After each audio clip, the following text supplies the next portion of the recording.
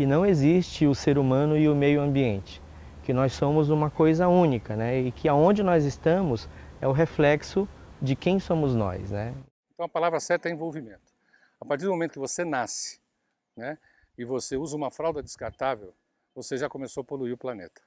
A educação ambiental, a gente acredita nela como o ponto de transformação da sociedade que a gente tem hoje.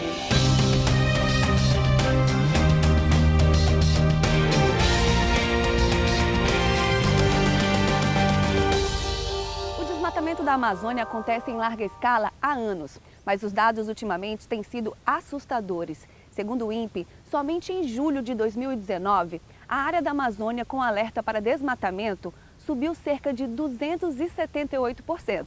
Isso se comparado ao mesmo período do ano passado. E por isso que o Consciência Limpa de hoje quer ressaltar a importância de manter esta floresta aqui de pé.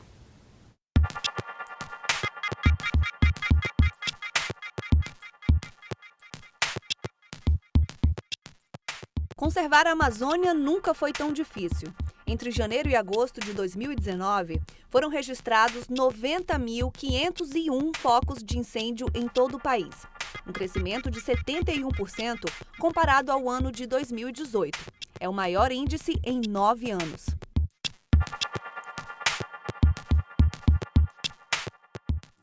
A importância de manter uma floresta em pé, principalmente no Brasil, com a questão da floresta amazônica, é o controle do clima. A nossa floresta, ela controla o clima e as chuvas, porque as árvores retiram a umidade do solo e, através das suas copas, elas mandam essa umidade para a estratosfera e isso se transforma em chuva.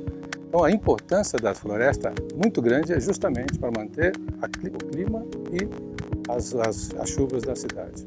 Manter a floresta em pé ainda é talvez algo abstrato para a maioria das pessoas, até mesmo para algumas pessoas ligadas à área ambiental, né? Então nós temos um trabalho aqui que é o de valorização das espécies amazônicas. Então todas as árvores que foram plantadas lá atrás, em 90, 91, hoje elas estão gerando sementes.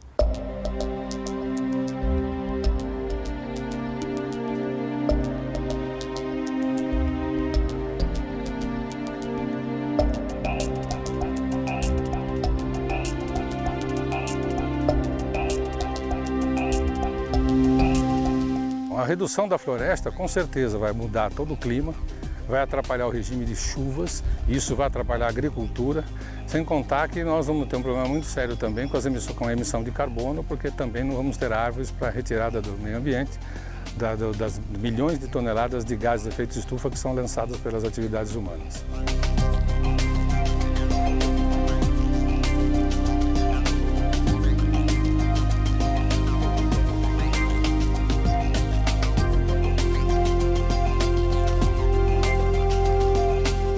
Os institutos alertam para a necessidade de criar medidas de redução e de prevenção dos focos criados nos últimos meses.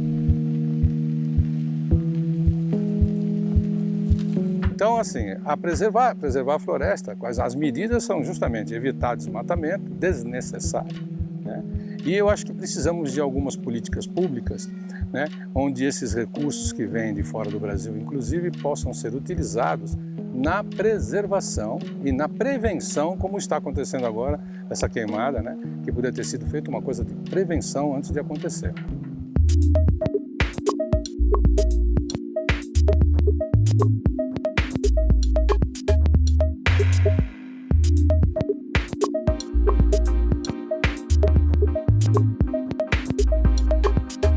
No próximo bloco, você vai conhecer o Instituto Soca, que há quase 30 anos se preocupa com a manutenção da Amazônia.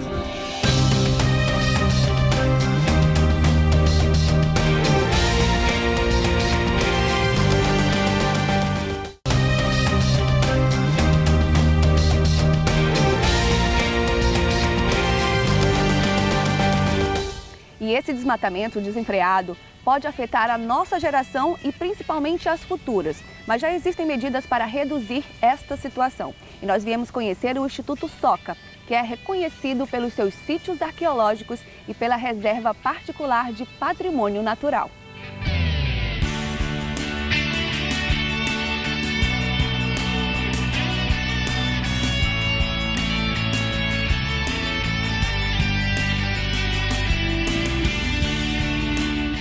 O Instituto Soca foi fundado em 1991, com o objetivo de ser um espaço de integração entre o ser humano e o meio ambiente.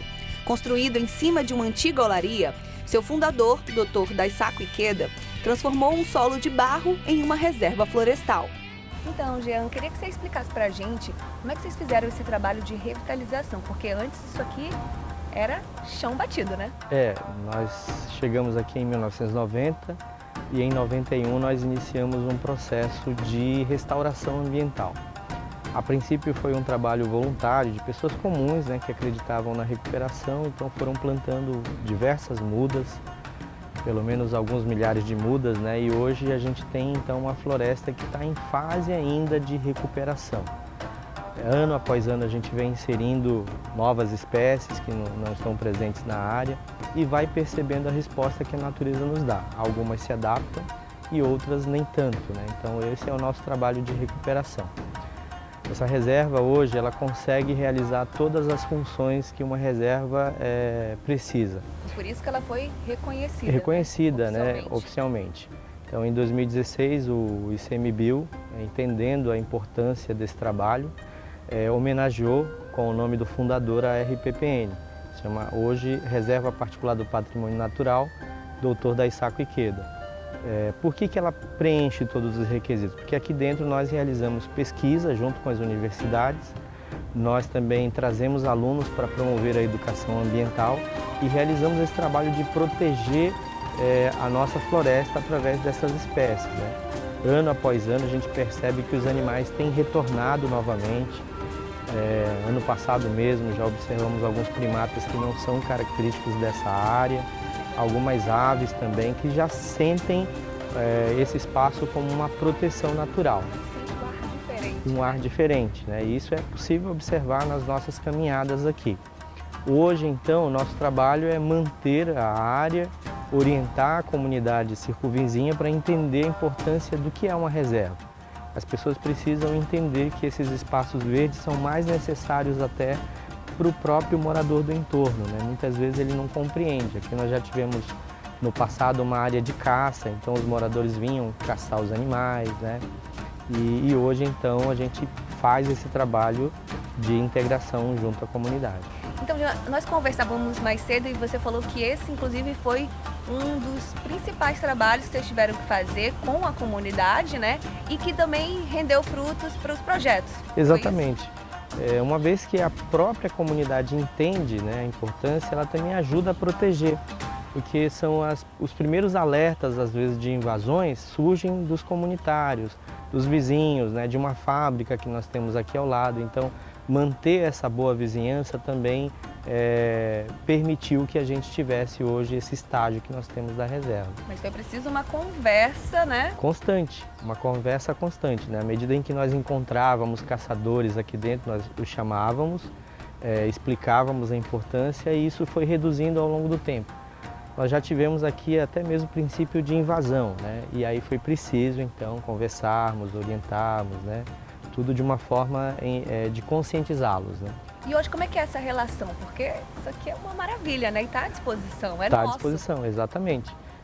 O trabalho que nós realizamos aqui, na verdade, é considerado a realização de um sonho. O idealizador dessa reserva, ele gostaria, né, que nós pudéssemos passar para as pessoas que vêm aqui que não existe o ser humano e o meio ambiente, que nós somos uma coisa única, né, e que aonde nós estamos é o reflexo de quem somos nós, né? Então é o que a gente permite com a vinda das crianças, dos jovens, né? E até mesmo a terceira idade quando nós recebemos aqui. Então quando a gente leva uma espécie que está ameaçada de extinção e devolve ela para a cidade, nós estamos valorizando a que ficou de pé ainda produzindo sementes. É um trabalho a longo prazo, né? Por isso é que é quase invisível, mas que a gente vem a cada ano tentando aproximar. Nós temos alguns coletores no interior do estado que eles vão atrás, que antes eram madeireiros e que hoje estão percebendo a importância de manter uma árvore em pé. Para vocês terem uma ideia, nós temos espécies da Amazônia que às vezes 1 quilo de semente chega a R$500. Então imagine isso, né? Termos sementes que valem tanto quanto peixe, né? Então é um outro ativo que a Amazônia tem e que está pouco explorado, né? Então o nosso trabalho é valorizar exatamente isso. É um trabalho lento, pequeno, né? Um trabalho de formiga até, mas que a gente sabe que vai dar bons frutos, com certeza.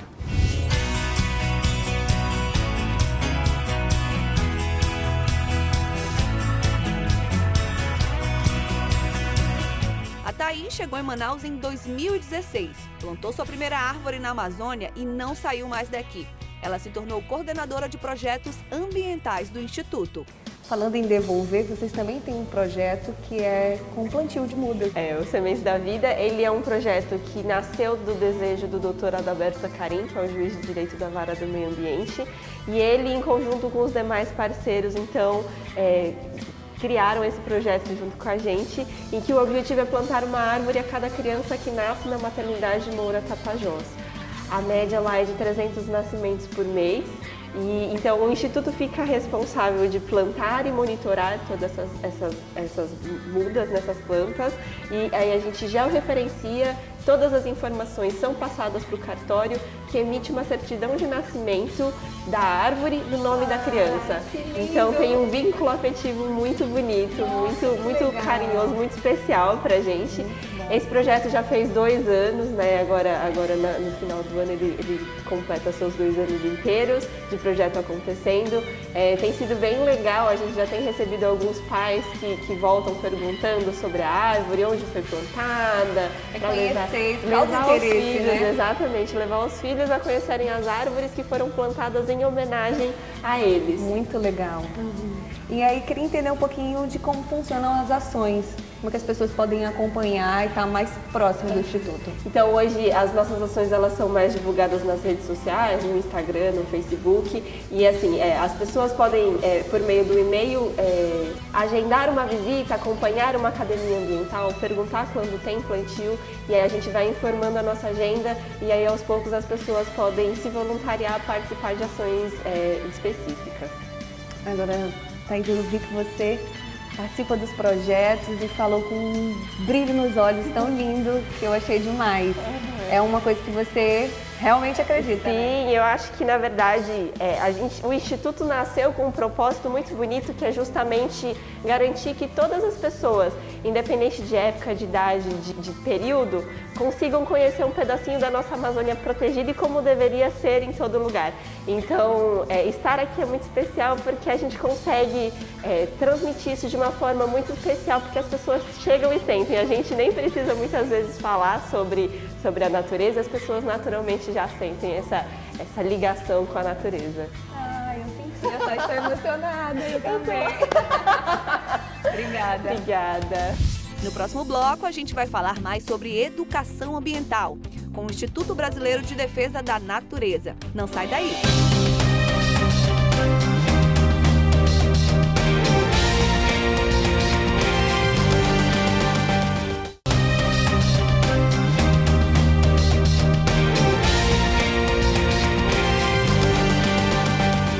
Segundo dados da ONG WWF, apenas nos 8 primeiros meses de 2019, o alerta para áreas de desmate cresceu cerca de 6.000 quilômetros quadrados na Amazônia. A preservação da natureza é o objetivo central do IBDN, Instituto Brasileiro de Defesa da Natureza, que acredita na educação ambiental como forma de criar novos hábitos de preservação do nosso espaço. Então, o Instituto tem 28 anos, o IBDN, faz educação ambiental desde então, está no cerne do Instituto, a educação ambiental. Aqui no estado do Amazonas, nós estamos há 12 anos já fazendo esse trabalho. Mais de 200.000 cartilhas de educação ambiental foram distribuídas nas escolas aqui, nesses 12 anos que nós estamos aqui. E a educação, principalmente do ensino fundamental, que é onde a gente foca demais, é muito importante porque a gente transforma esse jovem no multiplicador. E ele, conhecendo as informações desde a tenridade, ele se torna um adulto melhor, um gestor melhor, um diretor melhor, um funcionário de uma fábrica melhor. E isso vai com certeza ajudar a preservar as florestas e não só, né, e todos os recursos naturais do planeta. Então, o IBDN vem há 28 anos se preocupando em difundir e promover a educação ambiental. E para isso a gente faz uma série de atividades, né, para que a gente possa fazer com que essas pessoas entendam o que está acontecendo. De forma alguma, nós fazemos ações ativistas. Nós acreditamos que se você não puder fazer parte da solução, você não deve fazer parte do problema. Então, nós não temos nada contra as organizações que fazem ações ativistas, porque elas têm um papel delas. A nossa ação é uma ação educacional. Nós estamos sempre buscando a oportunidade para fazer educação ambiental.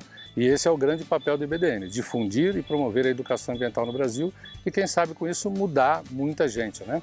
Então, vamos falar dos danos em geral, né? Não só da questão da floresta. Quando se fala de danos, a gente está falando principalmente do que a gente tem de contaminação de solo por lançar resíduos de forma irresponsável, né? Aqui no Amazonas, inclusive, nós temos um problema muito sério dos igarapés, né? Quando as pessoas colocam seu lixo na rua, eles sabem que depois da chuva, esse saco de lixo que o cachorro rasga ou um indigente rasga para pegar o material reciclado, esse saco vai cair no igarapé. E do igarapé ele vai para o Rio Negro. Então a pessoa tem que entender que os nossos igarapés são as veias da cidade. Que toda vez que você polui o igarapé, você polui o coração da cidade.